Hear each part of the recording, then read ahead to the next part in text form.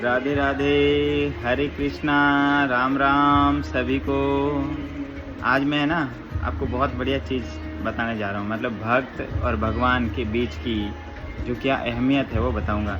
जैसे हनुमान जी है, हनुमान जी कौन है? शंकर जी के अवतार है, शिव जी के अवतार है। और राम जी कौन है? श्रीमन नारायण के अवतार है। अब सोचो, राम जी के भक्त हैं हनुमान जी, मगर हनुमान जी के मंदिर देखो कहाँ कहाँ, दुनिया भर के मंदिर है, जगह जगह मंदिर है। कहीं भी गांव में चले जाओ हनुमान जी का मंदिर मिलेगा ही मिलेगा। मगर राम जी का मंदिर मिलता है, बहुत कम मिलता है, इक्का दुक्का। अब सोचो कि भगवान अपने भक्त से कितना प्यार करते हैं, कितना प्रेम करते हैं, तभी तो उनके देखो उनकी कितनी महिमा है क्या नहीं? और अभी दूसरी ओर बताना चाहता हूँ मैं आपको कनेक्ट करके कि रावण भी भक्त है। किसका है? शिव जी का है। मगर जब सोने की लंका पार्वती जी के लिए बनाई थी शिव जी ने, तो उद्घाटन हुआ तो वो पंडित था बहुत बड़ा, तो वो आके जब उद्घाटन किया तो पंडित ने दक्षिणे में क्या मांग लिया पता है? बोले ये सोने की लंका मुझे ही दे दो प्रभु। आप क्या करोगे? आप तो वहीं चले जाओ कैलाश में, और ये सोने की लंका में मैं रहूँगा, मुझे अच्छी लगेगी, मुझको दे दो, आप इतनी कृपा करिए। तो उसने बताओ वो सोने की लंका मांग लिया, ऐसा भक्त है वो। और इधर ये देखो, अब ये लक्ष्मण जी भी भक्त हैं राम के, ठीक है? भक्ति है ना भैया, वो सेवा करते हैं, 24 घंटे उनकी सेवा में लगे हुए हैं। अब मैं बताना क्या चाहता हूँ वो भी इसी से कनेक्ट होता है।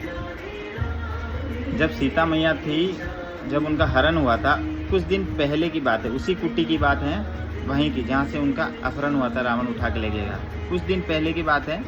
इंद्र का पुत्र जयंत है जो कौवा बन के उधर से जा रहा था, तो उन्होंने सीता मैया को देखा कि अरे वाह क्या सुंदर है, बहुत सुंदर स्त्री है, बहुत, ये तो उसे मन भा गया। तो उसने देखा, उसने अपना असली रूप में आके उनको बोला कि आप मुझे बहुत अच्छी लगती हो, मेरे साथ शादी कर लो, मैं आपको बहुत अच्छी तरीके से रखूँगा, आप कहाँ जंगल में भटक रही हो?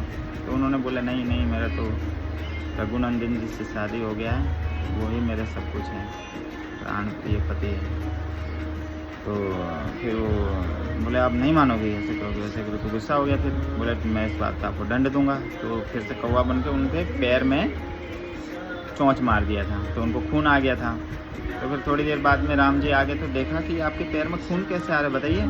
बोले ये जो कौवा देख रहे हो ना, ये कौवा नहीं है असली में, ये जयंत है, इंद्र का पुत्र, ऐसे ऐसे मुझे बोल रहा है। तो मैंने मना किया, तो ये मेरे को ऐसे दंड देने के लिए ऐसे कह दिया। तो उन्होंने एक तिनका उठाया घास का और उसके पीछे छोड़ दिया, तो कहाँ कहाँ सब जगह भटकता रहा, सब धरती लोग, पृथ्वी लोग, कहाँ कहाँ पताल पताल, मगर वो तिनका उसको जलाता रहा। फिर अंत में जाके वो अपने फादर के पास पहुंचा, इंद्र के पास, और बोला कि पापा ये तिनका मुझे जला रहा है, ये मेरा पीछा नहीं छोड़ रहा, क्या करूँ? बोले क्या हुआ? तो उन्होंने सारी कथा बताई। मैं शॉर्ट में ही बता देता हूँ फटाफट, ऐसे तो बहुत लंबी कहानी है। तो उन्होंने बोला कि आपको राम जी से जाके क्षमा मांगनी चाहिए, या सीता मैया से जाके क्षमा मांगो, नहीं तो इसका कोई इलाज नहीं है। तो फिर वो आता है, फिर उनसे क्षमा प्रार्थना करता है, तब जाके उन्होंने क्षमा कर दिया। फिर तब से उसका एक आँख फूट गई है, पता है? कौवा का एक ही आँख है। बोले दंड तो तुम्हें मिलेगा, तो एक आँख फोड़ देते हैं, एक ही आँख है कौवे की। कितनी रोचक बात है। अब आगे मैं इसे आपको कनेक्ट करके वहाँ लेके जा रहा हूँ जहाँ से रावण सीता मैया को उठा के ले गया। देखो एक पुत्र अपनी मैया को ले जा सकता है उठा के, वो भी तो एक पुत्री है, वो तो भगवान है, और भगवान के संतान है सारी, और वो पुत्र है।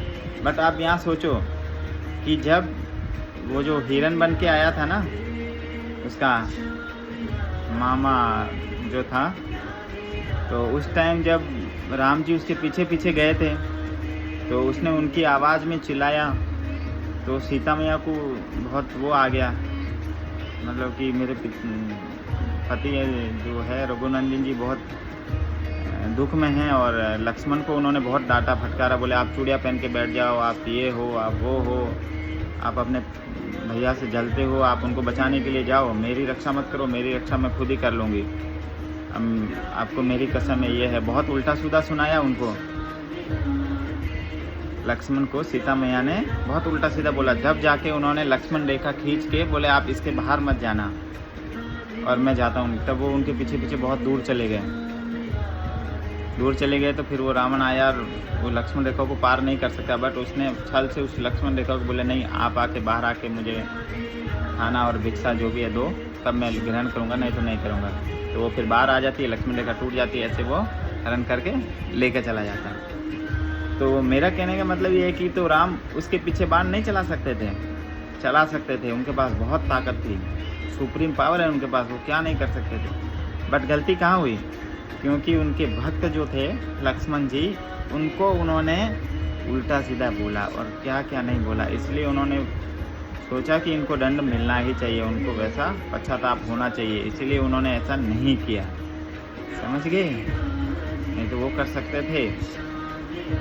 मेरा कहने का मतलब ये है कि भक्त, और वही रावण की कैसे हार हुई, विभीषण उनका भक्त है, नारायण के भक्त है ना विभीषण।